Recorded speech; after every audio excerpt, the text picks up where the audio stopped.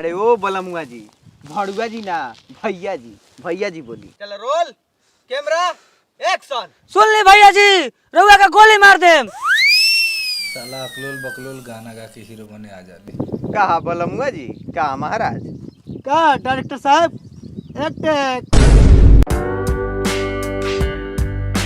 कहा कुछ लौकत हो रे? ए नहीं करेंगे शूटिंग होगा थे। चल लोग तो आगे बढ़। तुम्हार बाप साला शूटिंग करते चौवर में।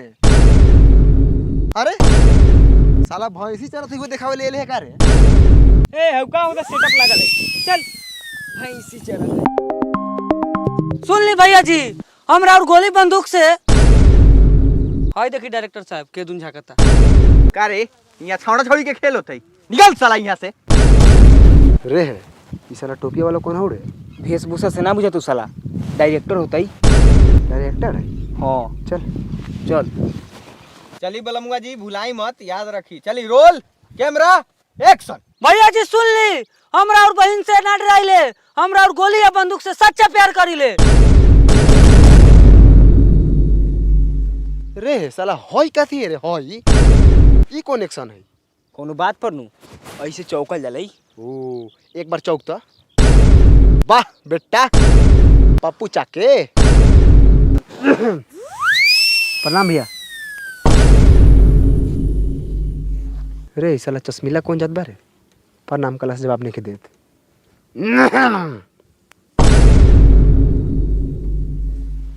का बलमुआ जी, खाली गाना गावला से काम ना चली, तनी एक्टिंगो सीखे के होई, तब नु सुपरस्टार हीरो बनम। डायरेक्टर जी एगो हमरो मौका दिया ना, ई पूरा डायलॉग याद बा। गाना गाने आता है रे तुमको? माधर बलमुआ जी ठीक से डायलॉग याद करल जाओ, डायरेक्टर अब खिसियाता ना एमकी बोल देम। साला बड़ी लोलार हो रे। साला हमरा के गड़ियाले रहत नु त खड़े खड़े मुंह में मुद देती। सुई सुई साला सवेरा ही से भूखे पियासे कुत्ता लेखन भूकतानी, अभी ले एगो टेक ना भेल। Roll camera action. सुन ली भैया जी, हमरा और गोली बंदूक से ना डराइले, हमरा और बहन से सच्चा प्यार करीले। खीसा होई है। ए महाराज तनी एकरा के भाव में बोलू ना, जाओ पहले याद करके आओ। ओ भैया का हो बोल एने सुना ना। ना, अभी जो अभी शूट होई थी, बाद में ये एने सुना ना भैया, बहुत जरूरी काम बा। बोल ना तो। एने आवा ना, बहुत मजबूर बानी हमनी के। एने आवा ना, तनका सुनावा ना। बोल, पैसा उसा लगता हो? ना भैया पैसा वैसा ना लागी, हम बहुत दूर से आयल बानी। हमारे यहाँ से घर 15-20 किलोमीटर बा, लालगंज। तो हम का करियो? हमरो हीरो बने के बा भोजपुरी फिल्म के। हीरो बनबे आ कोना गुण पर? हम अपना गुण पर, हमरा में 77 गो गुण बा। नाचे आवले, रोए आवले, मारे आवले। हम तो कोनो कोनो सरवा के गरियायो दिले, नाने में तारे के तार दिले बहन चोत। चल चल भाग यहाँ से, भाग भाग यहाँ से। बलमुआ जी वाह। दाल भात के कौर बुझत रह, हीरो बने अइयन। मुन्ना जी, जी सर। उधर गार्ली वाले हैं का रे? सुनिए ना मुन्ना जी, सुनिए ना, बुलाइए ना उसको, डायरेक्टर साहब से बात करा दिया जाएगा। सिकरी उकरी पहना है सरवा, आज रात के दारू का जुगाड़ भी हो जाएगा। ए हीरो एने आओ। आओ आओ आओ आओ। ए बंटी बुलाओ तो जाई क्या? चल लेकिन रखता हूँ ना। तोरा फिल्म में काम करे के हो? हाँ हाँ करे के बा, करे के बा। पैसा उसा लियाल बारे? हाँ लियल बनी। कितना? हाँ 40 रुपये भाड़ा लागेल है, 100 रुपये ले नहीं है तो 60 रुपये चल बा। 60 रुपया 70 रुपया? रे बूढ़ी, फिल्म में काम करे ला 20-25 हजार लगता हो? ना भैया नहीं खे। ना हो, चल जो निकल। सुनो ना भैया, हमारे पास सोनाटा के घड़ी बा, लेना ला, अच्छा लगता है, पहन ला। ऐसी करियो बचानी के, लेकिन हमरा के डायरेक्टर साहब से बात करावा। चलो ना, हाई पहले ब्रासलेट लाओ। ले लो। चल डायरेक्टर साहब से बात कराओ तू। चलो कैमरावा छोड़ के उधर गार्ली वाले चल जाते हैं क्या आप? सर दुगो लड़का है, बहुत बढ़िया एक्टिंग करता है, बहुत मजबूर है, थोड़ा चांस दे दीजिए। नाम कथी है तुम्हारा? बताओ बता। मनी महाराज नाम है सर। इतनी भीतर का यहाँ कोनो आर्मी के बहाली में आए हैं, एक्टिंग आता है? हाँ आता है।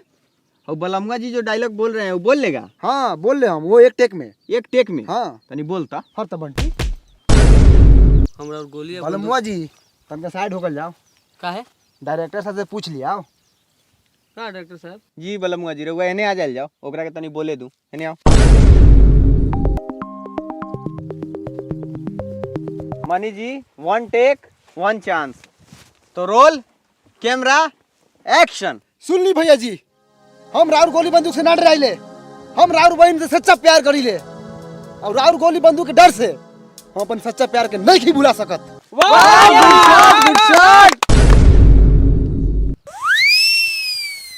गुड, अच्छा एक्टर बारा तू, लेकिन तोरा लेखन एक्टर रोड पर घूमत है। सिक्खू बलमुआ जी। काती सीखी? गायकार नु बानी गायकार। जाना तनी रउआ गायकार बानी, बहुत इज्जत बा रउआ। जाई प्रैक्टिस करी रउआ। बैठा मनी महाराज, बहुत अच्छा टेक देला है। शुक्रिया सर। शुक्रिया होखेला मनी महाराज। ई लवंडा लेखन लइका कौन बा तोरा साथे? डायरेक्टर साहब, ये हमार बेटा बा। बेटा? चाचा के हमरा। अच्छा उ कौनो हो, ई सब बात छोड़ा। इतना बढ़िया एक्टिंग करत रहा, पूरा गार फाड़े वाला, त गाना गावे त आवते हुई। गाना? हाँ, हमारा गाना उना नावे लगावे ना आवे लगावे ना। सर प्रोड्यूसर साहब आओ तरन। के ने?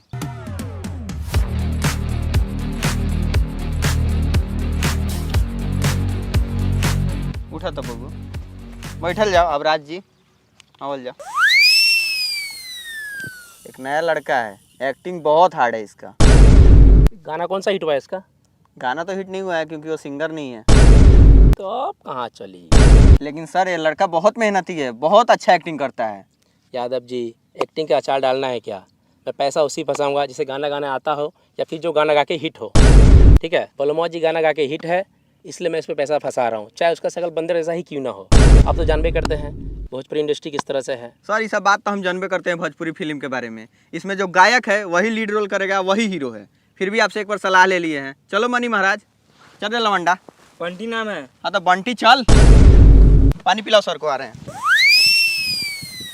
लेकिन ये सारा सर गलत बा। लेकिन हम समझता नहीं, हम तो फीलिंग के समझ सकीले मनी महाराज, लेकिन हम का कर सकीले? जब तू बोलला हनु है दिल के छू गेल।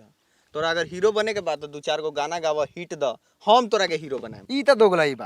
आ सबसे बड़का दोगला बानी रउआ, आ रउआ से बड़का तेगला बा साला प्रोड्यूसर।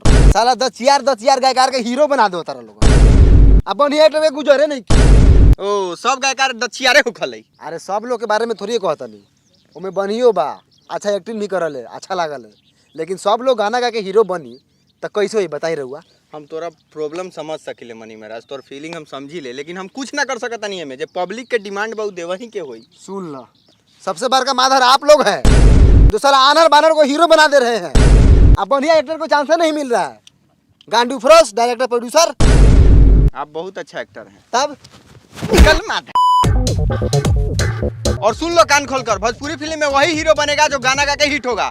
इसी तरह इसको हीरो नहीं बना रहे हैं। इसका एक गाना बहुत हिट हुआ है, बलमुआ रात के तेल लेके घुमाता। सुन ले, उ सरवा गाना गले ला तेल लेके घुमाता तो आज हीरो बनता। देख भाई, अगर तोरा हीरो बने के हो तो ओला गाना गावे के होता, आ तोरा गाना गावे आवल हो ना? हम गायम, हम साला आज से गाना स्टार्ट करम। भले हम साला फाटल बास लेकिन गाना गाई, लेकिन गाना हिट करके रखम। चल चल।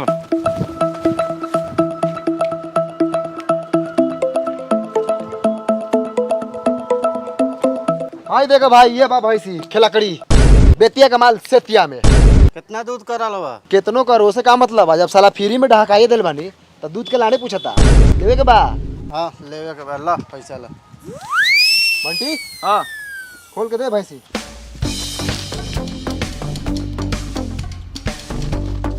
आइला। चल जा खुशी खुशी। भैंसी महारानी की जय।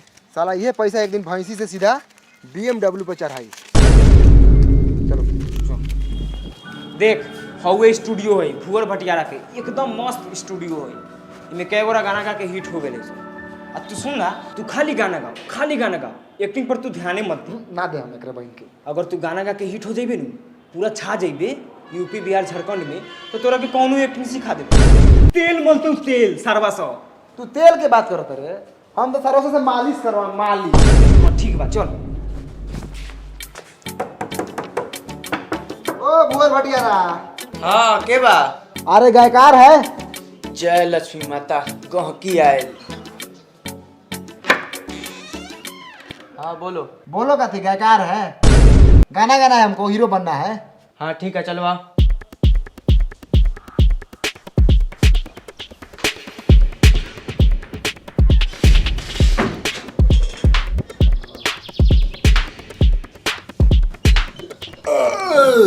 काहेला ढकारा तारे रे? मच्छरी खा के नहीं, मच्छरी। ओ मछली खइया। हाँ पहल के दिन में गावे के वही से खैनी है, यात्रा बन रही। गाना गावे के हो? हाँ कौना ट्रैक पर? कौनो ट्रैक पर। ठीक बा 1000 रुपया निकाला।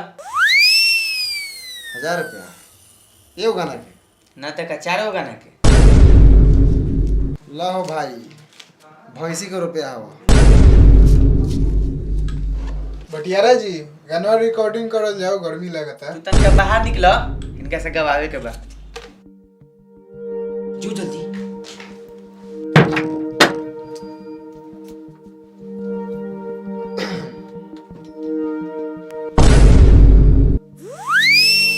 कोनो गाना याद बानू? तू अपना मन से वो गाना गावा, आवाज चेक करे के बा। चला गावा। अरे काहे खातिर रतिया में रहुआ खेतिया खड़ालू गहुआ के। अब भौजी खेला करे के रहे तोहरा तराई तू हमारा दलानी में। स्टॉप, रुको। का भेल भुवर भटियारा जी, आवाज ठीक बानू? एमे आवाज के पता चलता, तनी सोलो गावा सोलो। इतना चिल्लात काहे बड़ा? ए मनी तनी सुनो गा सुनो। अच्छा ठीक बा ठीक बा। काहे खातिर रतिया में रउआ खेतिया लसरालू गेहूं के। अब भौजी खेला करे के रहे तोहरा तो आई तू दलानी। Stop stop stop. ई का गावत रे? गाना सोलो नु गावे के बात, सोलो गावत नहीं रे तेरी। एक बार चिल्लाते रे सुअर जैसन, आ एक बार चिल्लाते रे मूस जैसन। सियार लेखन गाव तनी मीडियम। हाँ हमार लाड़े चिल्लाई सियार लेके। ठीक है हां गावा। काहे खाते रउआ रतिया में खेतवा लसरल गहूं के। ए रुकिए, निकलिए, आइए इधर। अब का भेले सरवा भुवरा के? का नाम बतो? बंटी? लंटी? ए बंटी नाम बतो। अच्छा बंटी बाबू उठिए। मानी बाबू आके बैठिए। जी भुवर भटियारा जी, गलती भेला का? ना कहाँ कोनो गलती भेल, लेकिन एगो बात कही। हाँ कहीं कहीं विश्वकर्मा कसम कहतनी, सरस्वती के लिए कहतनी, अपना बाप कसम कहतनी, अगर हम झूठ बोलत हो कम तो हम मातारी बाबू के छोड़ के नैहर रहे लगी। आ जिंदगी में कभी तोरा से गाना ना गावल जाई। काहे काहे? ए लेखन गाना गावल जाले, झाट लेखन त आवाज बाटे। आई धरा अपन 1000 रुपया। हमरा स्टूडियो के नाम नहीं के खराब करे के। आ होइला हमर तरफ से 500। कृपया करके हमरा स्टूडियो में दोबारा मत आइयो। जय राम जी के। जय राम जी की। जय राम जी की भैंसी बेच लेनी है बंटी। जय राम जी की बहन बापा गांड पर तू चल।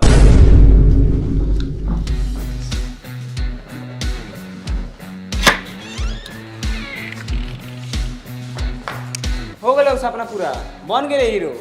चल घरे चल, भैंसी बेचले बराई। बापा मुर्गा के मीट ले तो खइबे ना। हम बिना मीट मछली के खानो ना खाइले, पता हो कि ना? आ पैसा फेर के भैंसी छुड़ा ले। इस सरवा से बढ़िया बढ़िया गाना कैसे गा ले वाले रे? हमरा से गावले ना गेल है।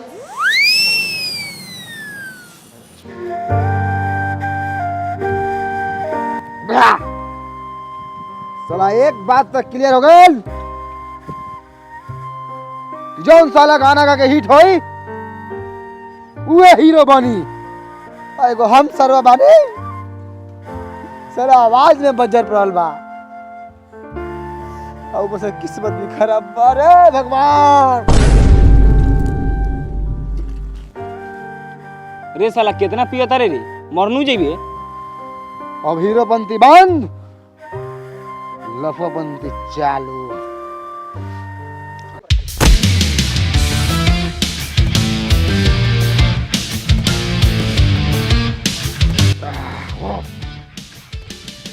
चल बंटी।